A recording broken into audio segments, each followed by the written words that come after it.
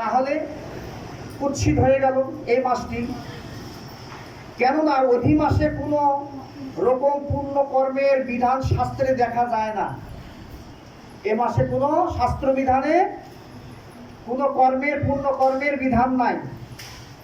চান্দ্র মাস ও সৌর মাস গণনায় মিল রাখার জন্য প্রতি 32 মাসে একটি মাস অতিরিক্ত হয়। ঘটনাটি বুঝলেন?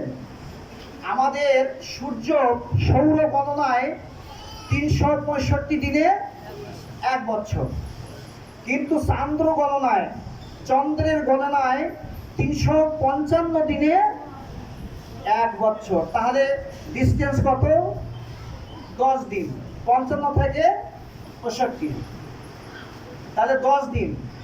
1 বছরে 10 দিন বৃদ্ধি, আর 1 বছরে 10 দিন বৃদ্ধি, আর 1 বছরে 10 দিন বৃদ্ধি।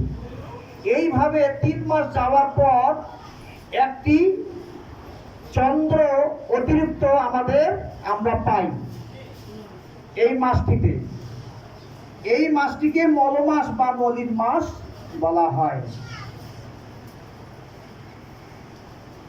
সেই মাসটির নাম অধি মাস, মানে পুরুষোত্তম মাস।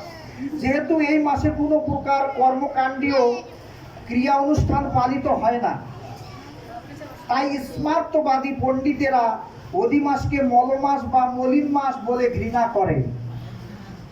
দেখছেন কে ঘৃণা করলেন? একটু মনোযোগী হবেন।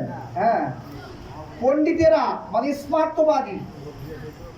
স্মার্তবাদী পণ্ডিতেরা এই অধি মাসকে মলিন মাস বা মলমাস বলে ঘৃণা করেন। কিন্তু পরমার্থ শাস্ত্র এই অধি মাসটিকে সর্বোপরি শ্রেষ্ঠ বলে ঘোষণা করেছে।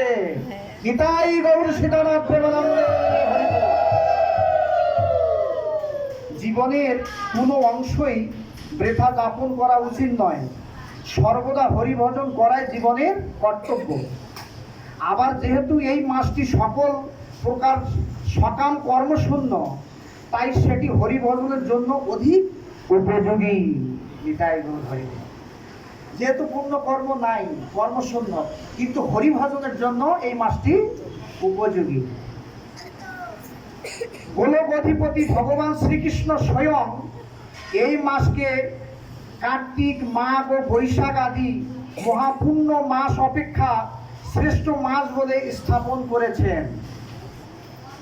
আমার পূর্ববর্তী পাঠক মহোদয় কার্তিক মাসের কথা বলেছেন, বৈশাখ মাসের কথা বলেছেন, অগ্রহায়ণ মাসের কথা বলেছেন। এই মাসগুলোতে আমরা ব্রত পালন করি, কিন্তু গোলক অধিপতি ভগবান শ্রীকৃষ্ণ স্বয়ং এই মাসকে কার্তিক, মাঘ ও বৈশাখ আদি মহাপূর্ণ মাস অপেক্ষায় শ্রেষ্ঠ মাস বলে স্থাপন করলেন। এই মাসটিকে পুরুষোত্তম মাস। নিতাই গৌর হরি বল।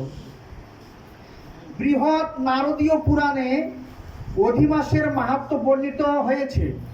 কোথায়? নারদীয় পুরাণে। এগুলো তো আমাদের কথা নয়, শাস্ত্র গ্রন্থের কথা। দ্বাদশ মাসের আধিপত্য দেখে এই অধি মাস বৈকুণ্ঠপতি শ্রী নারায়ণকে নিজ দুঃখ জ্ঞাপন করেছিলেন। কে করলেন?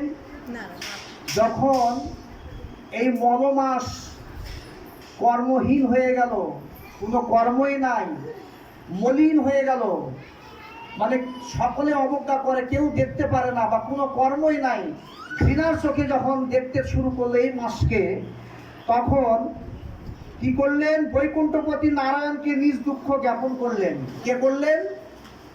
এই অধি মাস, এই মলমাস নারায়ণের কাছে এই দুঃখের কথা জানালেন।